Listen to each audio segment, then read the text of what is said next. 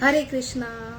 आज विशेष दिन है, आज मकर संक्रांति का दिन है और मकर संक्रांति जो वर्ष का ये पहला फेस्टिवल है, ऐसा ये उत्सव है जो भारत के हर अलग अलग राज्य में अलग अलग प्रकार की पद्धति से मनाया जाता है। बहुत ही उत्सव भरा ये आज का दिन है, आज का पवित्र पर्व है और अलग अलग राज्य में अलग अलग प्रथा से ये प्रचलित है। तो क्या है ये मकर संक्रांति में विशेष और क्यों मनाई जाती है मकर संक्रांति? इसके पीछे क्या शास्त्रीय सिद्धांत है, साइंस है? क्यों ये ऐसे हमारे सनातन संस्कृति का ये विशेष पर्व है जो यज्ञ दान तप के लिए और स्थान के लिए बहुत ही प्रचलित है। तो आइए शास्त्र की दृष्टि से क्यों मनाई जाती है मकर संक्रांति, क्यों ये तिल गुड़ का महत्व है, क्यों अलग अलग दान का महत्व है और सबसे बड़ा ये जो है पवित्र ऐसा उत्तरायण का जो पर्व है, तो इसके पीछे क्या है शास्त्रीय दृष्टिकोण, इसके बारे में हम शास्त्र से जानने का प्रयास करेंगे और तत्पूर्व हम गुरु से और शास्त्र जो भगवान के द्वारा व्यास मुनि द्वारा रचित है इनके प्रार्थना हेतु याचना करेंगे। ओम अज्ञानतिमिरान्धस्य ज्ञानाञ्जनशलाकया चक्षुरुन्मीलितं येन तस्मै श्री गुरवे नमः। नमो विष्णुपदाय कृष्णपिष्टाय भूतले श्रीमते भक्तिवेदांत स्वामी इति नामिने। नमस्ते सरस्वती देवे गौरवाणी प्रचारिणे निर्विशेष शून्यवादी पाश्चात देश तारिणे। वाञ्छाकल्पतरुभ्यश्च कृपा सिन्धुभ एव च पतितानां पावनेभ्यो वैष्णवेभ्यो नमो नमः। जय श्री कृष्ण चैतन्य प्रभो नित्यानंद श्री अद्वैत गदाधर शिवासादि गौर भक्तवृंद। हरे कृष्णा कृष्णा कृष्णा हरे हरे, हरे राम राम राम हरे हरे। मुखं करोति वाचालं पंगुं लंघते गिरिं यत्कृपा तमहं वंदे श्री गुरु दीनतारिणं परमानंद माधवम श्री चैतन्यम ईश्वरम। हरे कृष्णा। तो आज मकर संक्रांति अर्थात ये जो संक्रमण होता है सूर्य, ये सूर्य जो है हमारे संस्कृति में हर एक ग्रह, ये धरती माँ, अलग अलग नदियाँ, ये भी व्यक्ति रूप में ये उपस्थित है और ये पूजनीय है। तो ऐसे ये बहुत ही बड़ा ये ऋतु का ये अलग अलग बदल होता है। तो हर ऋतु जब बदल होता है तब अलग फेस्टिवल मनाया जाता है, क्योंकि यहाँ पे हमारी संस्कृति में जो है हमारे ऋतु के जो प्रभाव जो हमारे शरीर पर होता है, मन पर होता है और इसलिए ऐसे नकारात्मक शक्ति से हमें ऊपर उठाने के लिए अलग अलग पर्व उत्सव के रूप में मनाए जाते हैं। और यहाँ पे हर व्यक्ति को हमारी जो सनातन अर्थात कोई कल्ट नहीं है, ये सनातन, ये सृष्टि, ये आत्मा, ये ऐसा गुण धर्म है हर जीव का जो सनातन है, जिसका अंत नहीं है, आदि भी नहीं है। ऐसे ये सनातन संस्कृति में अलग अलग जो सृष्टि में बदल होते हैं, तो सृष्टि का बदल जो है जीव के लिए एक ऐसा ये एक उत्क्रांति का ये पर्व होता है जहाँ से वो ऊपर उठना, उसके लिए एक संधि दी जाती है। तो ऐसा ये सबसे बड़ा ये ऋतु का जो है सूर्य गणना और चंद्र गणना, तो अलग अलग काल गणना का सबसे जो मुख्य जो दिनदर्शिका है, तो सूर्य गणना जहाँ पे सूर्य का जो भ्रमण होता है, चंद्र गणना तो चंद्र का एक भ्रमण होता है। तो हमारी जो सनातन संस्कृति की तिथियां है, तो जो ऋतु बदलते ये सूर्य गणना अनुसार है और जो महीने बदलते हैं जो चंद्र गणना तिथि, जैसे अमावस्या पूर्णिमा, तो हमारे जो त्योहार होते हैं वो तिथि के अनुसार होती है।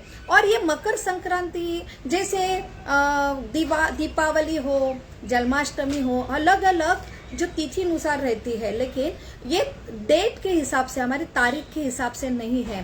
परंतु ऐसा क्या है, मकर संक्रांति की सांस्कृतिक जो है ऐसा तिथि है, परंतु आश्चर्य कि कैसे ये 14-15 जनवरी के दिन ही कैसे आती है।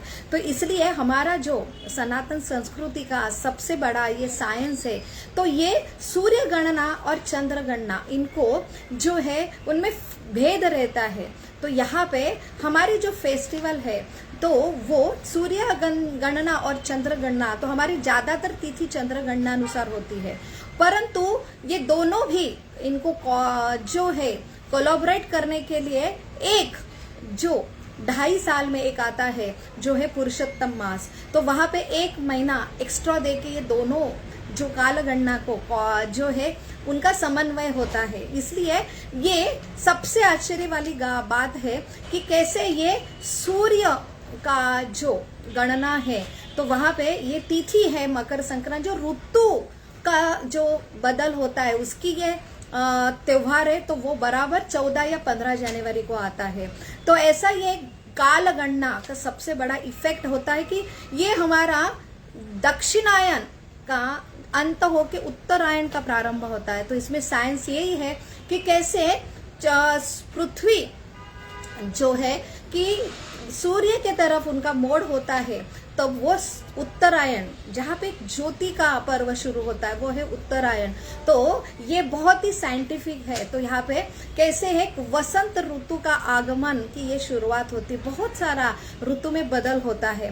तो आध्यात्मिक दृष्टि से कैसे इसे समझे, तो जो उत्तरायण का पर्व है तो ये दिन गणना अनुसार ये पृथ्वी ये एक लोक है, ये भूवर स्वर्ग जनर महर तप और सत्य, ये ऐसे 7 भुवन ऊपर है, और 7 भुवन जो अतल सुतल वतल रसातल महातल और पाताल, ये ऐसा हर एक जो लोक है ये बड़े बड़े लोक है जो हमारी देह से ये दृष्टि से हमारी इंद्रिय से हम नहीं देख सकते हैं। तो यहाँ पे अलग अलग काल गणना होती है। तो स्वर्ग की काल गणना जो होती है कि जो एक दिन उनके जो 24 घंटा होती है वो हमारा 1 वर्ष के समान होता है। तो उनका जो 6 महीना 1 रात्र होती है, तो उनका दक्षिणायन जो रात्र ये अंत होके उनकी जो आज के दिन ये स्वर्ग की देवता का आज का शुरुआत होती है। तो ऐसा ये आज का बहुत ही शुभ दिन है, और सारे देव देवता जो देव देवता जैसे सूर्य देवता हो, अग्नि देवता हो, वायु देवता है, वरुण देवता है, ये सारी सृष्टि, ये हम साइंस के व्यू से दृष्टि से देखेंगे तो ये सारे क्या है, एक घटक है, परंतु हमारा जो आध्यात्मिक जगत में ये व्यक्ति स्वरूप है, सारे ये व्यक्ति रूप में देवता है। तो ऐसे ये सारे देवता जो सृष्टि का सृजन करते हैं, पालन करते हैं, उनका ये उठने का समय होता है रात्रि। जो आसुरी गुण थे उनका प्रभाव बहुत था, तो अभी ये देवता की शुरुआत हुई है, और जैसे देवता उठते हैं उनका सवेरे का जो समय होता है सत्व गुण का, तो इसलिए ये जो बहुत ही शुभ माना जाता है। तो ऐसा ये सारे शुभ कार्य आज से शुरुआत होती है, और दान तप जो विधि है तो वो आज से प्रारंभ करते हैं अगर, तो उसमें बहुत ही बड़ा लाभ होता है, क्योंकि यहाँ पे सारे देव देवता जो हमें बनाए हुए हैं ये सृष्टि को चलाने के लिए, और ऐसे ये मनुष्य को आशीर्वाद देने के लिए, तो ऐसे ये मनुष्य ये जागरूक होते हैं ऐसे देव देवता का आशीर्वाद लेने के लिए। तो सबसे बड़ा पर्व है सूर्य देवता का आशीर्वाद लेना। तो यहाँ पे सूर्य देवता ये एक देवता है, और ऐसे ये काल के देवता है, उससे ही सारी सृष्टि चलायमान होती है। तो ये सृष्टि का जो ऋतु का बदल होता है सूर्य देवता के वजह से, तो ये अलग अलग फसल की उत्पत्ति, फसल काटना शुरू होता है, इसलिए अलग अलग राज्य में फसल का उत्सव मनाया जाता है। तो ये बहुत ही शास्त्र है कि हम जो है जीव अन्न के ऊपर निर्भर है, अन्नात् भवति भूतानि, जो भगवत गीता में भी होता है, ये सृष्टि का चक्र है। तो ऐसे हम निर्भर है अन्न के ऊपर। अन्न जो है सूर्य के पोषण से प्राप्त होता है। जब फसल पहली आती है तो ऐसा ये सूर्य देव अलग अलग देवता को कृतज्ञ के रूप में उनको अर्पण किया जाता है। तो ऐसा ये फसल का फेस्टिवल है जो महाराष्ट्र में तिल गुड़ के रूप में मनाया जाता है। अलग अलग स्वीट व्यंजन बनाए जाते हैं जो आंध्र प्रदेश में पोंगल के रूप में मनाया जाता है, बिहार में खिचड़ी बनाई जाती है, जो राजस्थान में जो है स्वीट बना के जो पतंग उड़ाने का फेस्टिवल होता है। तो ऐसा ऐसा अलग अलग राज्य में जो फसल की निर्मित होती है और एक नया उत्साह वसंत ऋतु का शुरुआत होती है, ठंडी कम होती है, तो ऐसा ये बहुत ही बड़ा उत्साहदायक वातावरण है। और जहाँ पे हम एक सृष्टि के जो घटक है वो एक व्यक्ति रूप में हमें उनको पूजते हैं, उनको पहला ऑफर करते हैं। तो ऐसा ये बहुत ही सुंदर ऐसा पवित्र काल की शुरुआत होती है जो मकर संक्रांति का दिन है। तो ये संक्रांति अर्थात जहाँ पे सूर्य का एक राशि से दूसरे राशि में प्रवेश होता है। तो ये 12 जो राशि है, तो 12 महीने में 12 संक्रांति होती है, लेकिन 4 विशेष संक्रांति मानी जाती है, जहाँ पे मेष, कर्क, तुला और मकर। तो मकर ये सबसे बड़ी जो संक्रांति है, जहाँ पे ये सूर्य देवता, इनकी जो स्टोरी आती है कि कैसे सूर्य देवता ये एक आदित्य है। आदित्य अर्थात ये आदित्य और कश्यप मुनि के पुत्र है। और कश्यप मुनि ये सप्त ऋषि जो मनु है वो ब्रह्मा जी के पुत्र है। ऐसे ये मनु डायनेस्टी में आए हुए ये कश्यप ऋषि के ये पुत्र है आदित्य। और आदित्य का भी एक सबसे बड़ा दिव्य कथा आती है कि उनका जो विवाह है जो है संध्या से हुए। संध्या तेज नहीं सहन कर पाती, उनके जो पुत्र यमी और जो है विवस्वान मनु, और उनका तेज ना सहन करने की वजह से वो यहाँ पे वो चली जाती है और अपनी छाया जो छाया ये रूप में वो सूर्यदेव के अपने पति के पास छोड़ जाती। छाया भी उनका सूर्यदेव का तेज नहीं सहन कर पाती, वो भी तप करने के लिए चली जाती है। तप करते समय ही उनको एक पुत्र होता है, वो है शनि। तो उनका और एक है भद्रा नाम की पुत्री। तो यहाँ पे सौर्य नाम के मनु ये भी एक पुत्र है। तो ये शनि जो है तप के वजह से बहुत ही उनका उग्र रूप है। तो यहाँ पे सूर्य देवता ये उनके पुत्र के रूप में उनको नहीं स्वीकार करते। तो ऐसा ये उनका बीच में सूर्य और शनि के बीच में बहुत ही बैर होता है।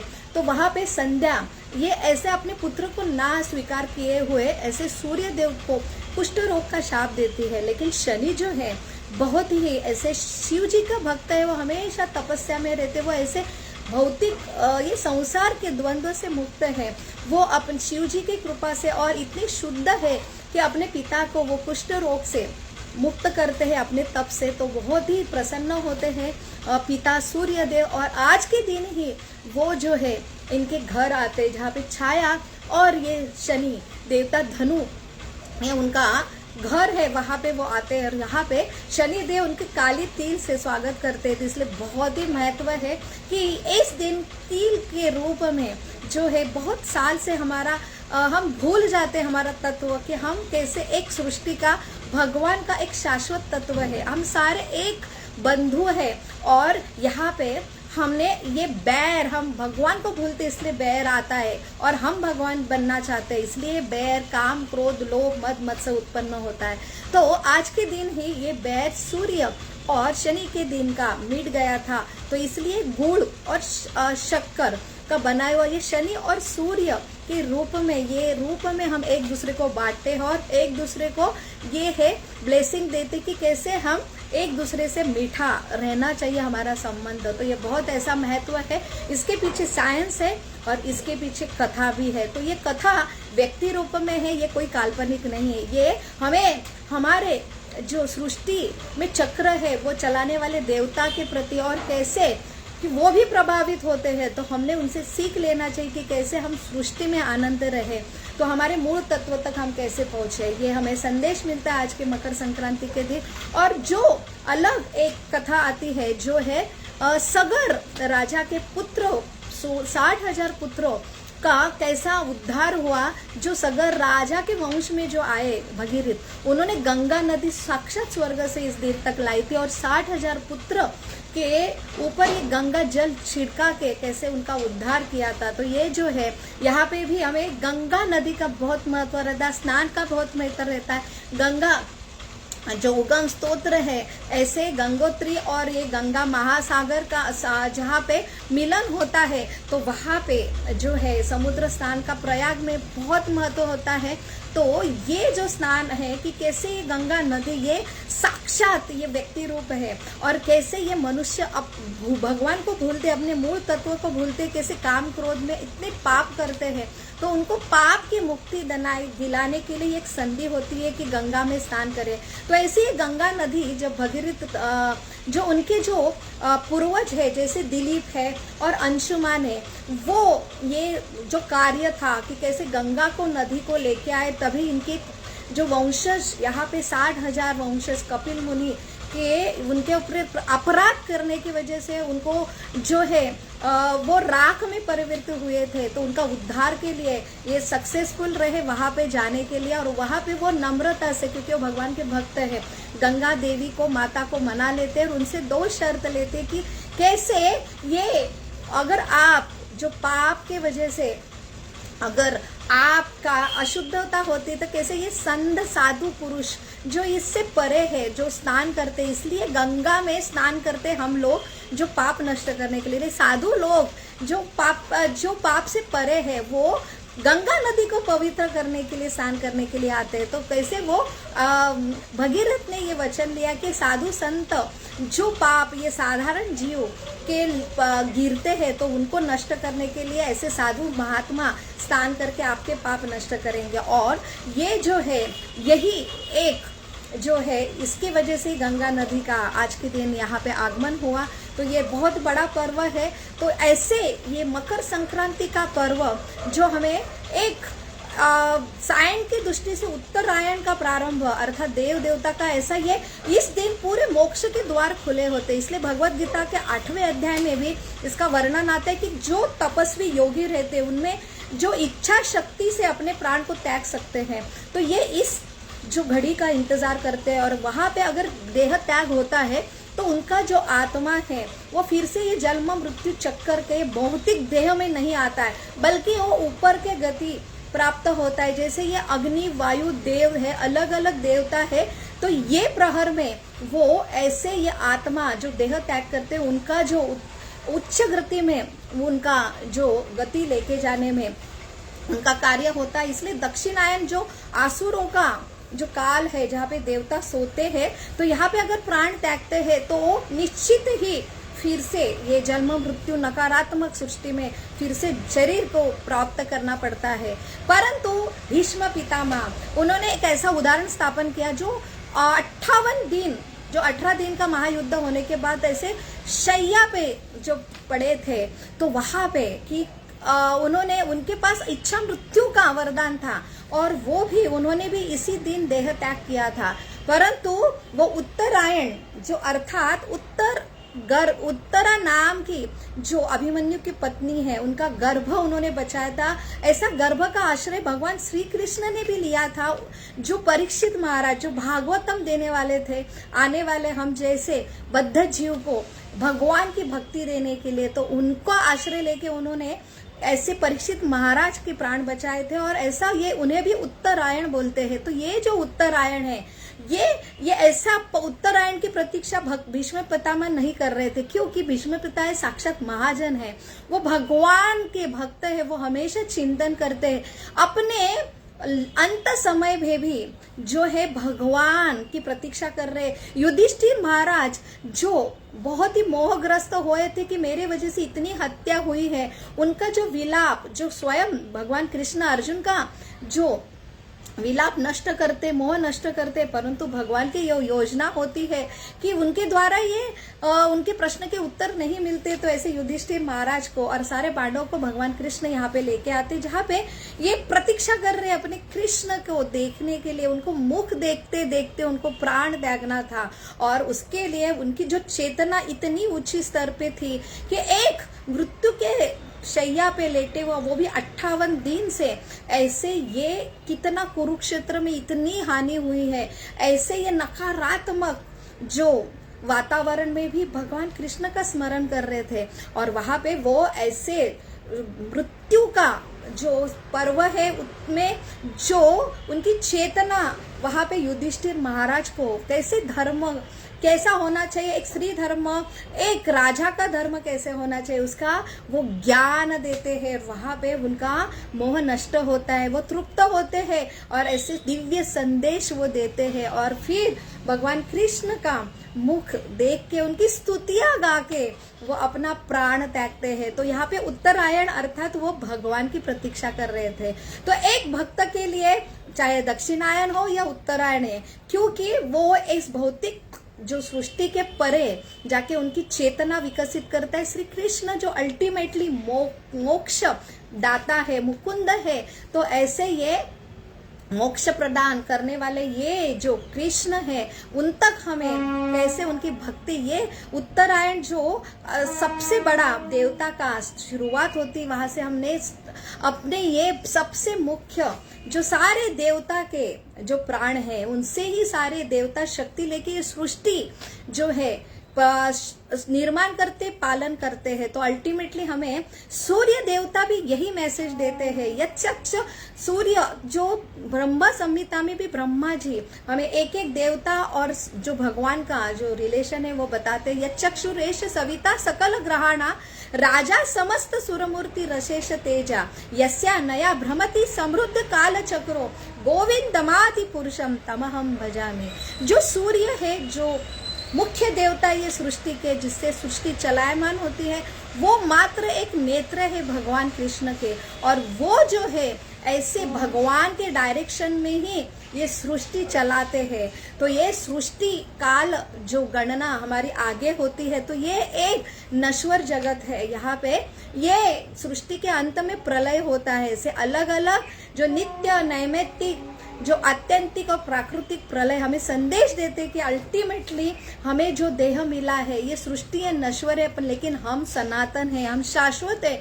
और हमारा जो मूल धर्म है कि हमने हमारे जो शाश्वत पिता कृष्ण की तरफ से हमने ये हमारा प्रेम संबंध स्थापित करना चाहिए। अल्टीमेटली संदेश सूर्य देवता भी दे रहे कि मैं कैसे उनके चरणों में मैं समर्पित हूँ और उनके द्वारा ही मैं ऐसा सृष्टि का जो काल चक्र चलाता हूँ और तभी सारी सृष्टि चलायमान होती है। तो ऐसे ये सूर्य देवता को भी ज्ञान भगवान ने दिया। ये सूर्य देवता जहाँ पे जो हनुमान जी है, जो सबसे बड़े पंडित है, तो ऐसे ये हनुमान जी को जिन्होंने ज्ञान दिया सूर्य देवता को, और ऐसे सूर्य देवता ने ये ज्ञान कहाँ से लाया, ये साक्षात भगवान ने, कृष्ण ने दिया। वही भगवत गीता के 4 अध्याय का पहला श्लोक जो भगवान कृष्ण को बोलते, ये ज्ञान है ना, मैंने सर्वप्रथम विवस्वान जो सूर्य देवता उनको दिया, उससे मनु, और उसके बाद ये काल के प्रभाव से वजह से नष्ट हुआ, तो ये ज्ञान फिर से मैं आपको दे रहा हूँ। तो ऐसा ये अल्टीमेटली संदेश वही जाता है कि कैसा ये दिव्य ज्ञान, आध्यात्मिक ज्ञान हमें ये ऐसे अलग अलग पर्व पे यही संदेश देते हैं कि अल्टीमेटली ये भौतिक जो प्रकृति का, ये प्रकृति जो चलाए जाते हैं अलग अलग देवता द्वारा, ये कैसे ये नश्वर है और हम शाश्वत है, हम सनातन है। और अल्टीमेटली इसका एक ही प्रयोजन है कि कैसे हमारे शाश्वत पिता जिनका प्रेममय संबंध हमने त्यागा, इसलिए हम यहाँ पे आए, फिर से हमने उनसे पूर्ण प्रेम प्रस्थापित करने के लिए जो है सबसे सरल मार्ग, जो है मोक्ष का मार्ग है, जो है निरंतर भगवान का स्मरण करना, निरंतर भगवान की कथा।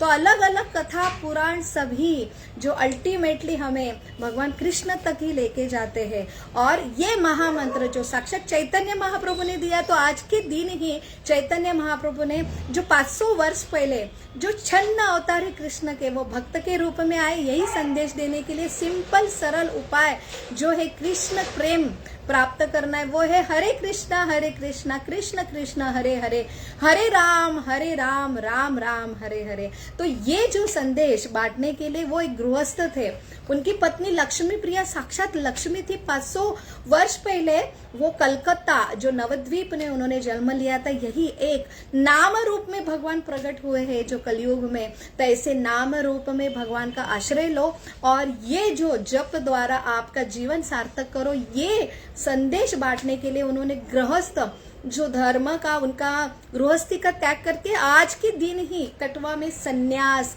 ग्रहण किया, तो कि वो हर घर में जाके ये संदेश दिए। वही एक संदेश उनकी गुरु शिष्य परंपरा में जो है श्रील प्रभुपाद, इन्होंने जो कलकत्ता में जन्मे थे, उन्होंने पूरे विश्व भर में ये चैतन्य महाप्रभु का मैसेज दिया, नाम रूपी भगवान में कैसे आश्रय ले और जीवन सार्थक करे। ऐसे ही रोज नाम जप करे और अपना जीवन जो है सार्थक करे। हरे कृष्णा कृष्ण कृष्ण हरे हरे, हरे राम राम राम हरे हरे। आप सभी को मकर संक्रांति की लाख लाख शुभकामनाएं। हरे कृष्णा।